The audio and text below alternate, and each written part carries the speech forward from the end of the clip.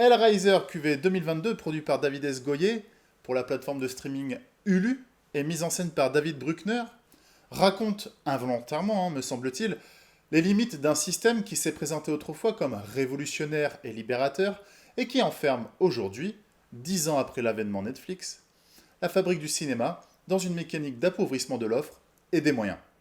Je m'explique. D'abord, un mot sur le film, absolument dépourvu de toute ambition scénaristique.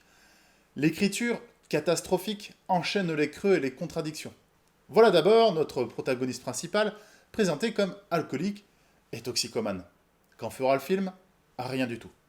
Voilà ensuite l'antagoniste, un milliardaire générique en recherche de sensations fortes. D'où vient cette fortune? Comment a-t-il pris connaissance de l'existence du cube? Pourquoi semble-t-il si seul pour quelqu'un qui pourrait soi-disant se payer un pays? Où sont ses sbires, ses sous-fifres, ses bras droits, ses acolytes? Fait-il partie d'un club? On n'en saura rien, toujours. Évidemment parce qu'il n'y a rien à savoir, les scénaristes, semble-t-il, étant trop pressés d'arriver au mot fin. Et encore, quel chemin laborieux pour nous raconter une histoire. Les détours, les pistes pour rien, le couloir final long et indigeste, 2 heures de film. Mais tout ça n'est rien en comparaison de la première moitié du film. Vous qui entrez ici, n'êtes pas prêts. Vous allez assister à la présentation d'une galerie de personnages, allant du petit copain gay du frère à la colocataire d'origine asiatique. Tous deux n'ayant même pas l'épaisseur psychologique d'une feuille blanche. Vont-ils mourir? Vont-ils souffrir? J'ai bien l'impression qu'ils sont corvéables à merci. Passé la première demi-heure, plus personne n'a d'intérêt pour ces personnages-là. Les voilà rendus plus fantomatiques encore que le reste de bestiaires fantastiques qui peuplent le film. Les Cénobites, justement, parlons-en. Les voilà en pleine lumière, avec des pages de dialogue à réciter. Comprenez bien, hein, nous sommes aux antipodes du film initial. À la fin des années 80, lorsque vous regardiez Freddy par exemple, ou Hellraiser, faire face au monstre, le voir, croiser son regard, relever de la terreur pure. Les monstres qui peuplaient les films de genre, d'alors, n'étaient pas là pour faire décor ou pour s'éterniser dans un échange de répliques. Mais voilà, 30 ans de pop culture plus tard, Freddy se collectionne en jouets, Jason est devenu cool et voyage dans l'espace, Leatherface est un beau poster sur votre mur, et plus aucune de ces créatures ne bénéficie du capital de terreur original. Alors aujourd'hui, dans ce Hellraiser, où l'absence d'un quelconque projet de mise en scène, pensez que Bustillo et Mori avaient un temps été pressentis pour le film, c'est dire l'importance que les producteurs accordent à la mise en scène. Et où le scénario fait figure de mauvaises adaptations de dessins animés, et je pense au dessin animé Scooby-Doo, tout y est, de la troupe de copains dans l'encadrement d'une porte jusqu'au célèbre Van en version décolorée. Voir les Cénobites à droite et à gauche, plein champ, se prendre des coups, s'évaporer, il n'y a pas d'autre mot, et au final n'avoir aucune autre substance que leur apparat graphique, c'est un peu assister à un défilé de figurines à collectionner.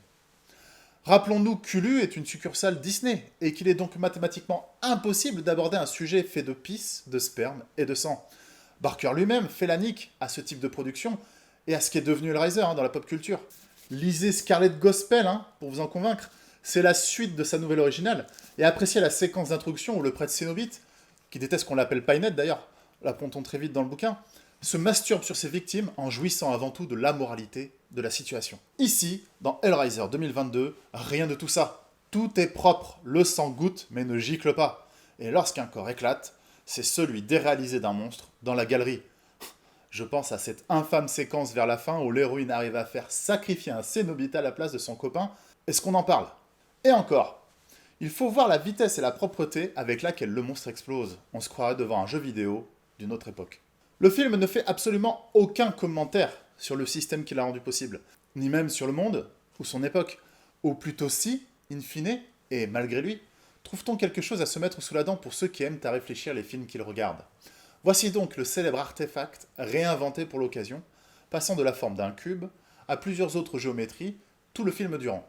Bizarre idée d'une configuration multiple, avant tout dans le but de ponctuer scénaristiquement une série de morts dont le compteur laborieux, toutes les victimes expédiées de la première partie, n'autorise aucun pas de côté. Malgré la pluie de louanges à laquelle j'ai pu assister un peu partout sur le net, concernant la réception critique du film, dubitatif, j'ai quand même pu trouver ici et là quelques mots intéressants, se posant, me semble-t-il, les bonnes questions pour expliquer en partie ce type de naufrage moderne. Celle d'un critique américain, notamment sur un site indé que je n'ai pas su retenir et dont j'ai perdu la trace, qui s'interrogeait sur les limites d'un système celui des logiques de production d'un cinéma indépendant à l'heure de l'industrie du streaming. Et en effet, comment ne pas se poser la question sur la finalité d'une telle machinerie en prenant Netflix pour exemple? La promesse initiale qui était faite de libérer le cinéma mainstream de son carcan hollywoodien pour au final, 10 ans plus tard, retomber sur les mêmes travers, parfois encore avec des conditions de production pires qu'alors, mais surtout en produisant des discours inoffensifs et à l'inanité sans pareil. Inanité, caractère de ce qui est vide, sans contenu réel, ne présentant aucun intérêt, ni pour le cœur, ni pour l'esprit. Hellraiser 2022 n'en veut qu'à votre argent, sous forme de temps de cerveau disponible. S'il veut bien raconter quelque chose, au final, et bien malgré lui, c'est à quel point la forme scintille pour cacher l'absence de fond. À l'image de ces Cénobites New Age qui ont troqué leur costume de cuir pour celui de leur propre peau. Le film multiplie les effets de manche, comme autant de configurations pour le cube, pour finalement revenir à sa forme initiale, celle d'une annonce, d'une promesse de film dont nous n'avions pas besoin et qui, par matraquage marketing, a su se rendre incontournable dans les esprits. Que recherchent les Cénobites 2022? Et avec tous ces sacrifices, qu'est-ce que cela leur apporte? Nous n'en saurons rien, pourvu que le spectacle continue et que l'on en redemande encore. Cela devrait suffire à leur servir d'alibi. Il suffira d'une réplique, We have such sights to show you, sans substance, assénée à la toute fin du film comme un slogan publicitaire pour se rendre compte de la vacuité de la chose.